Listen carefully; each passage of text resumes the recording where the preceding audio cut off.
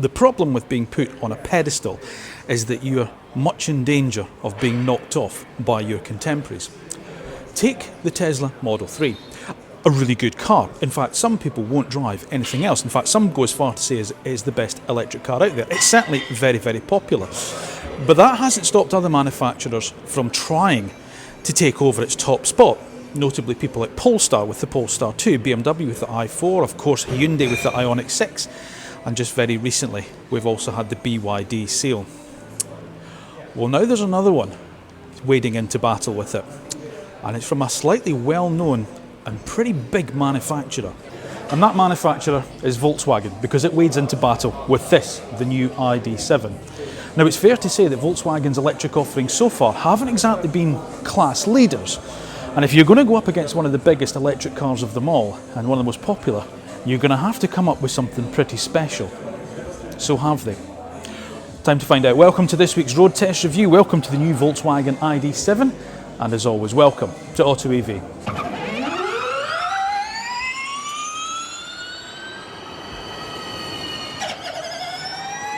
Now, before we get started in this week's road test review of Volkswagen's new ID.7, it is of course that time I'm going to ask you to make sure that you are subscribed to the AutoEV channel.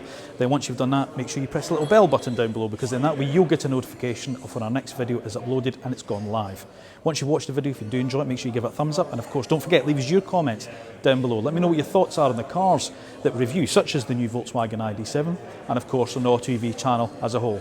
Now, before we start, I've got to apologise a little bit, because I'm at the UK launch of the car and it is absolutely lashing down outside, so I can't film outside with the car, so I'm having to film inside with it. And as you can see, there's a lot of people around with this particular car here, other notable journalists as well.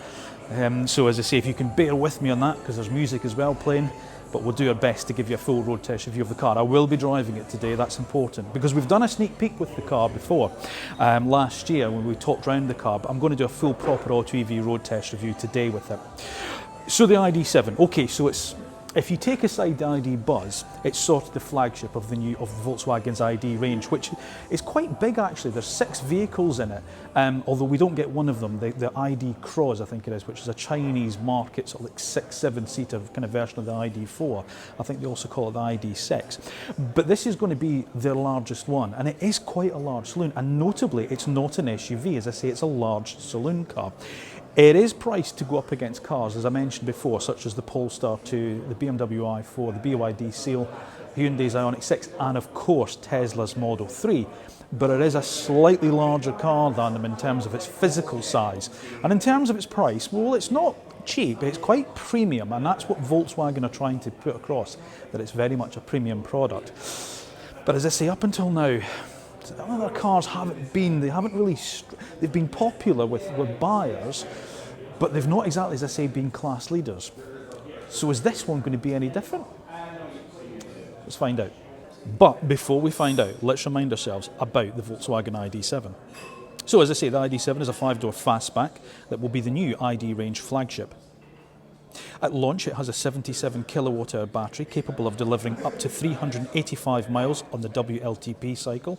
A larger 86 kilowatt-hour battery will join the range later in 2024, giving a total of over 400 miles of potential range. At the moment, it's a single motor car with drive being sent through the rear wheels and with a power output of 282 brake horsepower. And prices will start from just over £51,000 here in the UK when the car goes on sale this week. Which is a lot of money, but then you are getting a lot of car. So, is it going to go straight to the top of the class, or are Volkswagen going to have another worthy but hardly scintillating electric car taking up nearly 5 metres of showroom space? Well, of course, the only way we're going to answer that is by putting it through the road test that actual car buyers trust when it comes to choosing their next electric vehicle. And that's the AutoEV one.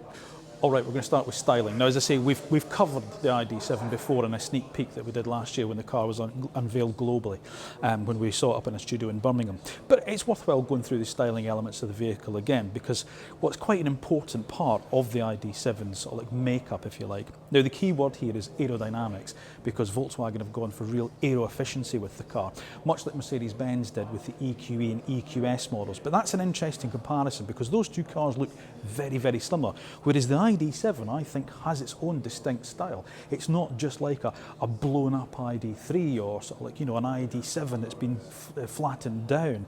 Sorry, an ID.4 that's been kind of flattened down. It has its own distinctive style. And the interesting thing is they've done that by still making it look like a Volkswagen, because the idea behind it with the design team is if you cover that badge, you should know that what you're looking at is a Volkswagen, and I think they've achieved that with this car. Now, it's a big car. It's nearly 5 metres long, which covers a huge amount of space. In fact, it's just under a foot longer than a Tesla Model 3, and that translates into decent luggage space and good interior space as well. But we'll talk about that when we get on to the practicality section. Right. Styling. Okay, so you get these lovely LED headlights at the front here, and of course this continuous kind of light bar that's just intersected by the badge here, as I say, the big bold kind of Volkswagen logo, the new white on black. I like that. I think it's got a really sort of like distinctive look about it. As I say, in terms of its size, think about it, if you were looking at current Volkswagen range, the Arteon is probably the closest in sort of like size to this car, but it is a little bit smaller. But again, it's not just an electrified Arteon like BMW have done with the i4, electrified a 4 Series Grand Coupe. This doesn't look like an Arteon, but it still looks like a Volkswagen. Anyway, nice little bit of camera work here down here. So you get this little embedded camera just above the front number plate there. And then all the cooling is obviously done down at the bottom here. You've got some sensor there for obviously for your radar and your autonomous driving, which no doubt will come at some point. And then as I say, all the cooling vents are done down here. This is quite a nice piece of sculpture here. This kind of just this aero part here that takes the airflow round round the wheels. There's not a lot of fakery on the car, which is something I really do like. These are proper vents. They are functional, and it's clean. It's unfussy. It's got a distinctive look about it. Yeah, I think they're off to a good start with this car. In the side profile, there is a hint of the ID.5 about it, where you can see with this kind of swooping sort of like contrast here that goes up the A pillar and all the way across the roof back down into that rear D pillar. But that's about it, but it just gives the car a little bit of a kind of sleek, almost kind of coupe-like look about it. There's a really nice crisp line that comes out from the front there and runs along the shoulder lines through the charging flap round into the back. 19-inch wheels are standard. These are the optional 20s, which are going to be on the car. We'll talk about trims and prices a bit later on.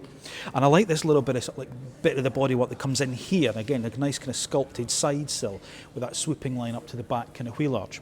Of course, your door mirrors stand a little bit proud. They sit in the doors, and of course there's plenty of cameras around the car to help with the safety systems as such. Your door handles, they're recessed, and they're in there, and of course they're illuminated at night, so the little touch pads, so you just reach in and pull on those, and that's great. You're also going to be able to get the option of a electrochromatic glass sunroof. Now, by making it electrochromatic, that means that you don't then have the complexity and cost of having to fit a roller blind with its motor, and that's going to be able to, you're going to be able to go from clear to opaque at the touch of a button, or by using the voice activation system, so that's quite clever as well. But as I say, it kind of sleeks back into the swooping long kind of fastback area here. As I say, if you're going to say it looks like one of the Volkswagen models, it's that kind of ID.5 kind of shape here. But as I say, I'd like it. It's a good looking car. They've managed to make an aerodynamic car quite interesting to look at. It's not as bland as some of Volkswagen's products in the past, but as I say, it's recognisable as a Volkswagen, which is key. So of course, as you come around the rear of the car, again, we've got this lovely full width LED light bar that's just intersected by the bold kind of Volkswagen logo there. They've retained these kind of stuck on plastic letters, which for this nomenclature there, which I must admit I'm not so keen on, but there we go, that's what it is. Nicely integrated kind of rear diffuser area as well. Now, as I say, I've talked a lot about aerodynamics with this car. As I say, that's one of the key factors, is to manage the airflow round and over and of course under the car. And that's going to contribute to a really good range according to Volkswagen as well. But on the whole, as I say, I think this is a really good looking car. As I say, it's a big car, it's physically big, it doesn't try to hide its size. But as I say, of course, there's going to be pros for that in terms of when it comes to practicality. It's maybe not as kind of maybe sharp looking as something like the Polestar 2 with kind of Scandi look, and it's not as radical maybe as the Hyundai Ioniq 6, but it's certainly, as I say, it treads its own path, and I would certainly say it's probably a little bit more interesting than the likes of the Tesla Model 3, even the new facelifted car, and probably on a par with something like the BYD Seal. But that's my opinion. What do you think? Because you're the people that are out there going to be buying this car. What do you think of this? Radical? Not radical enough? What would you have done? Electrify an Arteon or a Passat? As always, let me know what your thoughts are in the comment section down below. So, big car, big boot. 532 litres in fact, which is 100 litres more than you get in the Tesla Model 3. And of course it's bigger than the Polestar 2 and the BMW i4 as well. And it's a fastback as well, so unlike the Tesla where it's like that narrow aperture, you've got a big usable space. You've also got a standard 60-40 split rear seat with a load-through facility, and if you do fold down the rear seats, that goes up to well over 1,500 litres. And bear in mind, later this year there's going to be the ID.7 Tourer, so if you do need more space than this, there's going to be an estate version later on. Good usable boot as well. You've also got some underfloor storage as well, so a variable height boot floor, or you can have it here with some good storage underneath. Plus there's a secondary compartment for your cables underneath here as well. So it's a decent size, and of course it's a nice kind of square, kind of rectangular shape of boot with very minimal intrusions. The downside, however, despite it being on a bespoke EV platform, there's no storage up at the front, which you get on every single one of its competitors, bar the BMW i4. But are you going to need it with a boot that size? Let me know what you think in the comments. I've come outside to do this bit. It's a bit dark in there. Right, rear seat accommodation. It's vast. Nearly 5 metres long, nearly a 3 metre long wheelbase. It just bags and bags and bags of space in the car back here. Now that's my driving position, and as you know I'm 5'8", so I just have got so much lounging space back here. Biggest accommodation in the class in terms of rear accommodation, without shadow of a doubt. It's superb back here. Good foot space underneath, you know, the driver's seat and obviously passenger seat. Completely flat floor, because obviously it's the Volkswagen's MEB platform. So of course you've got no transmission to accommodate for a petrol engine equivalent. And yeah, absolutely bags of space. Headroom's good, considering, as I say, it's that kind of fastback style, but it's fine for me. Again, if you're maybe getting on for the 6 foot mark, then obviously you're going to be a bit closer to that ceiling, because that's just where it starts to kind of slope back. But even so, there's just absolutely oodles of space back here. Now, as we saw in our sneak peek last year, the rear seat's sort of shaped for the two outers, but you will get a third bum in that centre one there, and as I say, there's a flat floor, so there's plenty of room for feet. So if I move into the centre here, absolutely loads of space. Yeah, absolutely fine. It's superb. Right, armrest folds down, 2 cup holders as you would expect. As I say, you've got a load through facility as well from the boot, so for longer loads where you want to still carry passengers as well, you can do. 3 head restraints. Nice easy access to ISOFIX points as well, he says, trying to get them off. They're just little plastic flaps that fold down and then you click it in. In the rear, right, we've got a little bit of, you've got face vents there, so you've got climate control in the rear, and 2 USB-C charging ports. The other nice thing about it is the materials, finishes in here. It's really nice. You've got this kind of Alcantara centre with a kind of leather outside on the outside, and there's a beautiful amount of ambient lighting around the car as well. I really like this design of ambient lighting that you get in the car. Storage, phone pockets on the backs of the front seats, and a mat pocket on the back of both the backs of both front seats, so that should be absolutely fine, and you do not feel cramped in here. Now with the optional panoramic glass roof as well, that electrochromatic roof, that will flood light in here and make it feel even more spacious. So as far as I'm concerned, best car in the class for rear accommodation. Absolutely superb. Well done, Volkswagen. Okay, so I've come outside to my car, which we're going to go for a drive in a minute, just to show you the interior, because obviously it's a miserable day, but it's a bit lighter out here than it was inside. Right, okay, so big changes over other ID products in here, which, let's be honest, has been one of the biggest criticisms of the ID cars from Volkswagen, and certainly when it's around about this infotainment screen. So this is a new 15-inch infotainment screen here. Obviously it's much faster processors in it, there's much faster processing power for it to do certain things. You've also got voice assistance as well, called IDA. Don't know why, but you can ask it to do various different things, obviously. It's still very much screen focused in terms of functionality. So ventilation and heating controls are on the screen. Well, they are and they're not. I'll go on to this in a second. But there is literally no kind of physical buttons bar the hazard warning switch there, door switches, and then a little switch pack down here. So everything's kind of controlled through this screen. They've retained the slider controls, however, for the temperature on either side, and then the volume in the centre. But Volkswagen are making a big play about the fact they're now backlit. Wow, they should have been right at the start, and they're still bloody rubbish to use as far as I'm concerned. You just can't kind of get the exact how you want it. I'd much rather just had like a kind of little rotary volume control for that, and and then or maybe a physical button for the heating and ventilation. The same goes, and I'll skip away from this for a second. This switch pack here on the steering wheel. Again, they persist with these silly touch sensitive ones in the wheel, which oddly have capacity. They have you've got kind of capacitive feel to them. You get this haptic feedback from these ones, but not from these ones, even though these are touch sensitive, and they're too easy to hit with the heel of your hand when you're in a manoeuvre like that. I've turned on the heated steering wheel a couple of times manoeuvring this car, so that's rubbish. Still, there we go. But the screen, much better. So you press up here, and then of course there you've got your icons up there. It's much faster to respond. The graphics are clearer, they're much nicer, they're crisper. And it just seems a bit easier to use, in fairness. If you wanted to change some of your driver assistance modes, for instance, there's not like sub-menu after sub-menu. There's just a top at the top. There's almost little buttons along the top here. You just press the assist, and there they all are. So then, just swipe, take them off. You don't want lane keep assist, turn it off. You want it back on, turn it on. Attention monitor, the same. So actually, if you're changing it, because these things come on automatically when you start the car, it's not, as I say, buried in a sub-menu. I've got the Kia EV9 at the moment as well, and the speed limit warning thing's buried in about 3 or 4 different menus. Yes, you can go into it with a shortcut, but again, it's just finding it. At first it becomes a real problem. Here you don't have that. You just press the assist button and select the ones that you do or you don't want.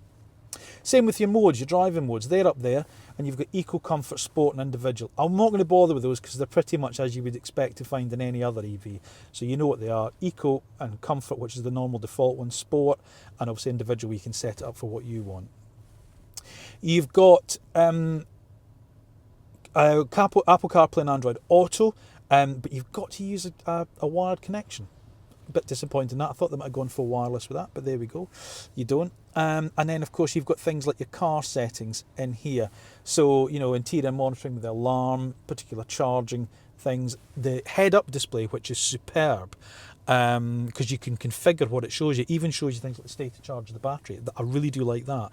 Plus it's augmented reality. So as you're coming up, if you're using the navigation and you're coming up to a roundabout, it overlays the roundabout on the windscreen and shows you the direction of travel. It's really good. Do like that. So yeah, I mean, there's probably huge amounts more we could talk about in here. What you can actually do with it. The front seat massage system, for instance, which is standard. You can program that in here as well. So there is a lot you can do with it. But the main crux to take away from this is much better. This is a much better system than we've seen from Volkswagen up until now. It's much clearer. It's much easier to use. As I say, with the voice activation as well, and just the faster processing power. Yeah, it's a good system. I'd still like to see the kind of physical buttons make an appearance, as Volkswagen have said they're going to do. This was probably too far down the development line to change it at that point, but even so, the fact that they have done so much with this infotainment system says that they're really listening to their customers and the feedback that they get from them. So well done there, Volkswagen. Right, what else are we going to talk about? Okay, so the driver display now. This I do like. This is, I think, what Tesla should have, the Model 3. Just a little screen in front of you here, embedded in the dashboard. You don't get the stuck-on screen to the column like you do in the other IDs. It's embedded into here, and this is a much nicer system. A neater solution, I should say. And you get all the information you need, so state of charge, range, speed, and then what assistance things you've got. There's quite a bit of information in there, but it's clear and it's crisp, so the font you use is good. And as I say, you can double it up on the head-up display as well. I think this is one of the only EVs I've seen where you can actually put your state of charge and your battery, your range up on the head-up display. I've not really seen that on any other cars. I do like that. It's good. Column stocks. You've got the wipers and lights here now, because what they've done is they've put the transmission onto this stock over here. So it used to be the kind of twist thing, if you remember, on ID.3s on the side of the screen. It's now on this column stock, which is okay. You press P for park at the end, you twist forward for drive, or to activate brake regen, and twist all the way back for reverse. Okay, right. bugbears again, the things that I still think are silly is this switch pack down here, where it's the light switch. I don't mind the lights being there, but for some reason they've also put the maximum defrost for the front screen and the heated rear screen down here. Why is it separate to the main climate control menus? Why is it all the way? Why just not have it there? I don't get that. And the other thing they're persisting with is these silly 2 switches for the electric windows, and then a separate button for the rear windows. So you've got to press rear and then the 2 rear switch to make the rear windows go up and down. Why not just have 4 switches? I don't get that. And the electric mirror controls, again, they're a bit finicky. They're just too easy just to knock them or to do too much with them. So I still think there's work to do. Is what I'm trying to say with the interiors. But on the whole, it's a big improvement. The quality is a big improvement as well. This use of materials, this kind of soft touch up the top and then this leatherette on the bottom of the dashboard with the stitching and piping that runs through the doors. That's really nice. The steering wheel's got a nice feel to it, a nice girth, a nice kind of sort of like diameter, slightly flattened off at the bottom. Excellent storage. You've got the things that slide open here. You've got wireless charging pad, 2 cup holders, little tray there, plus another tray underneath that console. So while it's not the kind of open feel of something, let's say the Tesla, it's very much a divider here. It doesn't feel as cramped as, say, the Polestar 2. It's very similar to like the Hyundai Ioniq 6, where you've got that kind of nice kind of that nice storage tunnel that runs through, where you can keep things in. Plus as well, you've got another oddment bin here, which I can get my whole arm in with a little tray in it. Glove box is a bit measly, however. You've just got one side of that because it's obviously right-hand drive cars. But the big door bins, and they're lined as well with felt so things don't rattle around in them. So storage is excellent. There's quite a clever climate control system on it as well. It's a kind of smart climate control. Where you can go into, and you can obviously ask it to do things. It tries to distribute air in a different way to things to be more efficient, and also to cool or to heat the cabin quicker. And of course you can also ask it to do things like cool my feet, warm my feet, warm my hands, where it'll direct airflow from that. So you can do that with the voice activation or by clicking on the icons. So that's quite clever, and I quite like the way the vents are all neatly integrated into the design as well. That works well. I love the ambient lighting around the car as well. It's really, really nice.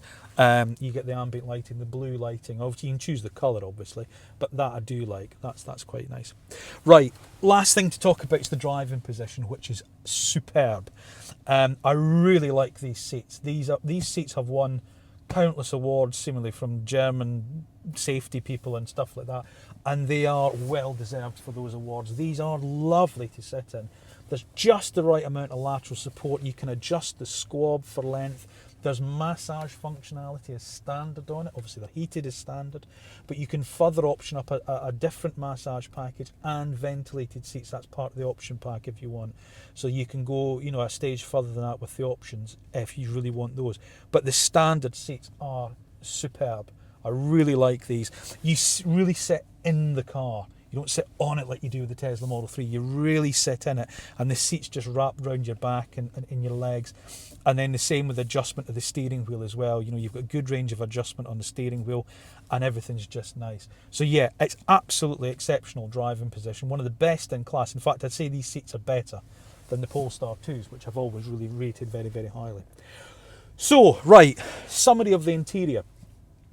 Better. Much, much better than it has been so far from Volkswagen's ID products. Much better on the infotainment system. Massive uplift in quality, which you can certainly see and feel. The use of materials is good. I like that. The design is good as well. In terms of, I like, the little driver information display here. I like the fact that it's a very big and clear screen here. My only downside is the still persistence on using touch sensitive buttons despite the backlighting. I don't care. I just don't like them. They don't work as well as a normal button does. And as I say, silly placement of certain controls, which I don't like either. But on the whole, I'd say it's a good solid effort. It's the best interior from the ID range, and I'd probably give it a good 8 out of 10. Good effort, Volkswagen, well done. Now at launch, the trim level you're going to be able to get is the Pro Match, which is a 77 kilowatt hour battery, and that should give up to, according to WLTP figures, 384 miles from a single charge. Now your charging speeds on that car are going to be pegged at 170 kilowatts, so good, and you should be looking at going from a benchmark 10 to 80% in round about 28 minutes. The car does have a standard onboard 11 kilowatt charger, so if you have got the more powerful wall box at home, then you're going to be charging from 0 to 100% in around about 8 hours. But if it's the more likely 7 kilowatt wall box that you have, then bank on it being between 13 to 14 hours. Now later this year, we're going to have the bigger batteries going to become available in the top trim level, so the Pro S and also the GTX models, and that's going to be an 86 kilowatt hour battery, and that should give, according to Volkswagen's figures, a range in excess of 400 miles, and the charging speed of that car will also increase to 200 kilowatts. And whilst it is good, they've included obviously the likes of the onboard 11 kilowatt charger, the downside is you do have to pay to get a heat pump. It's an option, folks.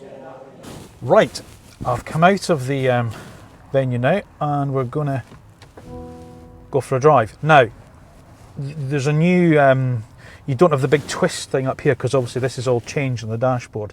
So you've got this secondary stalk. So your left hand stalk is indicators and wipers. Your right hand one is your gear selection. Sorry, just make sure my microphone isn't under the seatbelt. Right, and of course, like the ID3 and the other ID products, when you get in the car, it's ready to go. So as soon as you sit down and put your seatbelt on, the car is ready to start. So let's go for a drive and see what we think. Now, it's a horrible day here out near Milton Keynes, so apologies that, as I say, half the review's been inside, some of it's been outside, so apologies about that. Right, so what have we got? Right, okay, rear mounted motor, and it's a new motor that Volkswagen have developed for the car, with better integration and better, I don't really understand motors, but the way the coils and things are in it, they've done more efficiently, and it's just a little bit faster to respond and a bit quicker to react and that type of thing. So all good there. It's mounted at the rear, and it produces the equivalent of 282 brake horsepower, which sounds like a lot, and it is, in fairness, but its 0 to 60 time is 6.5 seconds, so it's swift. I'm going to say swift, not quick. It's what you'd probably expect, but obviously it's slower than other cars in the class, and it does feel that. Now, you can blame the physical size and, dare I suggest, physical weight of the car a lot for that, but do you know what? I'm not really that bothered about it, because the way the car drives, I think, is very interesting. Because what Volkswagen seem to have done is they've concentrated on it being a bit more on the comfort side rather than the sports. There's still an element of feel through the car. It's not soft and wallowy and sort of like floats around over bumps. You can still feel stuff coming through from the chassis, but it's not a pin-sharp driver's tool. Now, they've probably done that deliberately because there's going to be a GTX model which they might kind of concentrate more on, and I'm not going to say it's going to be a hot one, but you know, it's going to be a more kind of a quicker one. It might be a bit more kind of driver orientated. I think the car is a very comfortable car. That's the first thing that will strike you when you drive an ID.7 is how comfortable it is. The seats are superb. They've won ridiculous amounts of awards for these seats, and you can understand why. These are beautiful to sit in. Up until now, I've always said I think the Polestar 2 is the best seats in this class. I think this now has. I think this is lovely to sit in. I really genuinely do. It's a good range of adjustment. Obviously, there's a massage, this electric standard, there's a massage function on them as well. You can go up another option to have a different type of massage function. That's one of the option packs that you can have on the car. So you can have a different style of kind of massage on them. If you really want to go for a different, you know, a more, I don't know what you'd say. What am I trying to say here? A more intense, maybe, massage. That's probably what I should say. So yeah, the seats are the first point that I'll make a good thing about, because they are beautifully comfortable. There's no doubt about it. Good driving position. Now, you can hear that little chime there. Now, there's the warning systems obviously on the car, as there now needs to be for law. So speed limit warning. I've driven up here in the Kia EV9, which really blares at you when you go over the speed limit. This doesn't. It's a really nice, gentle kind of, just a little bleep, bleep, bleep, that's it. You don't have this big slow down thing at you. So I do like that, and it's also the same for things like, you've also got driver drowsiness warning and things like that. Now you can switch these things off, but it obviously does mean you've got to go through this screen. Now, as I spoke about in the interior section, they're still concentrating on everything being done through a screen. It's very Tesla-like. I think if you've come from a Model 3 and you're maybe looking at the ID.7, I think that what you'll find is that the... Would you like to start direct route? No, cancel. Have a good journey. Why did it do that? I think if you've come from the Tesla Model 3, you'll like this kind of minimalist look. And there is a feeling of kind of, I hate to use it, but there is a premium kind of feel to the car. You know, there is a premium feel to it. There's no doubt about it. They've still maintained these silly touch-sensitive controls on the steering wheel, however, which are far too easy to hit with the heel of your hand as you're doing a manoeuvre. And of course, the one that you're probably likely to hit is the heated steering wheel, which is over on the right-hand side. I've done it a couple of times so far. The other thing I don't like as well, which I mentioned in the interior, is this switch pack over by my right knee, because it's got the rear screen defrost and maximum front screen defrost over here, whereas the climate controls are all in the screen. So why have we got them in two separate places, Volkswagen? It's not particularly good ergonomics, that's what I will say. The ride quality is good. And as I say, I think it's a much more kind of comfort-orientated car than a driver-orientated car. And I like that. I like what they've done with that, because it's not, as I say, sort of like soft and floaty like a Citroen. But I could see doing a big journey in this car, you know, up to Scotland or down through France or something, would not be a testing thing to do in this car. In fact, I think it's probably the one in the class that I'd most like to do a long drive in. I think it's probably the one, that I would pick the keys up for if I had, you know, to drive up to Scotland this afternoon and I had the choice of all the other cars, because it does feel like it would just kind of sweep you up there with very minimal fuss and a lot of comfort. There's bags of space, you know, and as I say, although it's like the Tesla Model 3 in the sense of the minimalism here, you've got two separate environments here, because you've got this big console that comes down here that's got bags of storage in it, which is really nice. So I think that is sort of like the real standout point of the ID.7, is that sort of like long distance comfort. I'll stop short of calling it sort of like a Grand Tourer, but you know what I'm saying, it's that style of car, rather than something you're going to pick up the keys for on a Sunday morning and hustle it down a back, you know, your favourite Twisty B road. That's where you want the BMW i4. This will feel its weight when you're doing that. But as I say, if you've got a long motorway drive, or, you know, you spend your days up and down motorways, you know, visiting clients or customers or whatever, this would be a great tool for it. It really would. Right, what else have we got? Okay, so there is brake regeneration available, but it's one stage, and it's through the column stock up here. So you twist it from the D to the B mode. There's nothing behind me, and I'm taking my foot off. It's not enough, I would say. Or what I will say is there's not the level of adaptability that I would want. You know, so if you're in town and you really like that kind of quite a strong, aggressive kind of one-pedal driving almost, that's not here.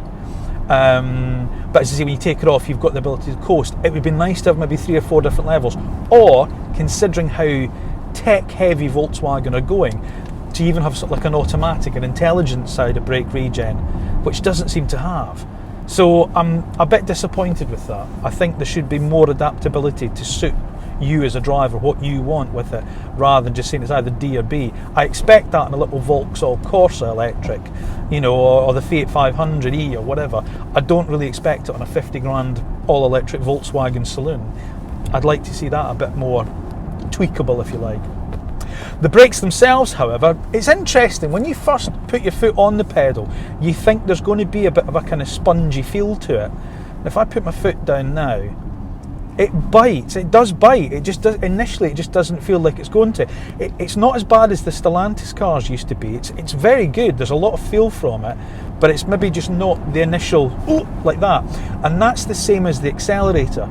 So when you put your foot down, there isn't the neck snapping acceleration. it gathers speed. It's just nice. It's a nice linearity of the controls, which means that the throttle pedal and the brake pedal are very much in unison in terms of their weighting, which I think is commendable. I like that. I really do like that. So that's excellent. As I say, suspension's good. This car, I think, is on the 19-inch wheels, but you can option them up on 20s. There is a level of intrusion into the cabin from the road surface, but it's only very severe things that are going to make that happen. So you know what's happening underneath, but you're not necessarily disturbed by it, if that makes sense. So as I say, you've got harsher surface there and onto a smoother surface. You can feel it and you can hear it, but it's not uncomfortable, but you know what's happening underneath. So as I say, there's an element of them, they've kept the feel there, but concentrating more on the kind of comfort side, which I think is the right thing to do, and commendable to Volkswagen for doing that. The driver information display is good. This small, read it here, it's a much nicer solution than the old kind of screen that you get on the ID.3, ID.4 and ID.5 and Buzz. And also as well, you get, I can't show you it because it's obviously on the camera, but you've also got the augmented reality on the head-up display. So it comes up on the head-up display. You can't turn around a bit here, for instance, it's telling me to go straight on, which I should be doing. Yeah, that's it. And it comes up on the head-up display. You can also, which I've just discovered, change the head-up display things to show you things like state of charge and everything, which I'm not sure I've driven an EV you can do that, or I've certainly never noticed it. So I like that, the fact that you can do that. But see, the augmented reality sat-nav up on the windscreen, that's good. Right, summary. One last thing about that, just again about the driver assistance modes, which there are obviously a huge amount with, lane keep assist, the usual plethora of stuff like that. Again, a little bit like that speed limit warning thing, it's not a massive big intrusion. If you wander close to the kind of middle of the lane, the white line, it's just a very, very gentle, you can just feel the wheels start to kind of move you back into lane, and again you get a warning symbol up on the windscreen. So again, the safety systems are there, and they're there to help you, they're not there to take over from you, and that's what I do like about that. So that's a good point. Right, summary on the drive. Good car. Performance isn't its main criteria. If you want something to be as quick as if you're coming from a Tesla Model 3 performance, for instance, and you want that level of performance, this isn't your car. Look elsewhere, or wait for the GTX model to come out. If, however, it's comfort and refinement that you put above everything else, this really is very good. And as I say, in terms of, being able to sort of maybe cover a really long distance and with sort of like a real kind of comfort bias, I think this would be an absolutely exceptional car for that. I think they've done a really good job with this. In terms of how it drives, it's the best ID product that Volkswagen have come up with.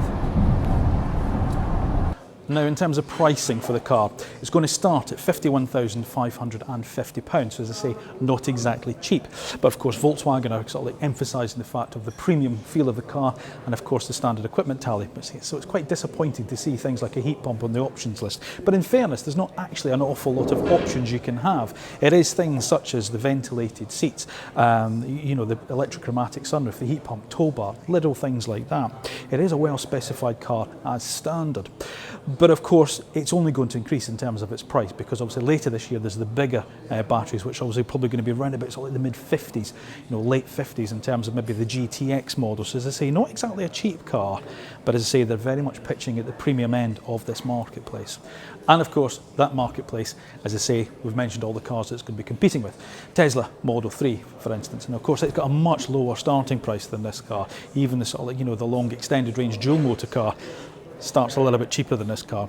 Talking of cars that are a little bit cheaper, of course, you've got the new BYD Seal, an excellent car, which has come out onto the marketplace. And BYD, they know what they're doing when it comes to batteries, so that's going to be a popular choice, I think, and probably a car you're going to look at if you're looking at this. Of course, you're going to look at the BMW i4 as well, because as I say, Volkswagen are going for that kind of premium feel, and of course the premium car in this market space is the BMW, and of course its starting price of £50,000 is where the ID.7 starts. And if you're looking at the BMW i4, then of course the other two cars you're probably going to be looking at is the Polestar 2 and Hyundai's Ioniq 6. So as I say, there's certainly competition out there, and the one thing I would say with this marketplace, all the competition is really good indeed. So here's what we like and what we don't like about the new Volkswagen ID.7. What we like? Well, it's a relatively handsome car. The vast interior space on offer. The improvements to the interior and infotainment system over previous ID cars from Volkswagen. Its vast boot space. And the fact that there's also going to be an estate version. And here's what we don't like. Well, it lacks the brake regen adaptability of some of its competitors. And whilst better, the interior controls are still not as good as they should be. The warranty is not as good as you get with Hyundai or BYD. And the high starting price. So, Volkswagen's new ID.7, what do we make of it? Does it go straight to the top of this class? No. But what it does do is offer something a little bit different to what's already there. Whereas with those other cars, maybe a little bit more focused on sort of like driver enjoyment and driver sort of like fidelity, Volkswagen have gone a bit more for comfort and space, and that's to be commended. This is a big car. What I will say is this, whilst it might not go to the top of its class, it's certainly the best ID product that we've seen from Volkswagen. And if this is the way that they're moving forward, then what we can see from them coming in the future is going to be very good news indeed. Thank you for watching yet another episode of AutoEV. As always, please make sure you are subscribed to the AutoEV channel. Then once you've done that, press the little bell button that's down below so you get notified when our next video is uploaded and has gone live. If you have enjoyed the video, please give it a thumbs up, and don't forget, leave us your comments down below. What do you think of Volkswagen's new ID.7? Would you rather have this or a Tesla Model 3? Would you choose it over the BMW i4 or the Polestar 2? As always, let me know your thoughts in the comment section down below. Now don't forget, we're also across all social media platforms as well, so Instagram, Facebook, X, TikTok and LinkedIn, so please give us a follow there because that does help the channel as well. And if this has been your first visit to AutoEV and you wonder what we're all about, or maybe you're a seasoned viewer, remember we've got a whole back catalogue of videos on our YouTube channel, so stay with us because there's certainly lots there and there's certainly plenty more to come. All that remains for me to say is thank you once again for joining me, thank you for supporting the channel, thank you for putting off this slightly busier launch event than I would normally want it to be. I'll see you again soon.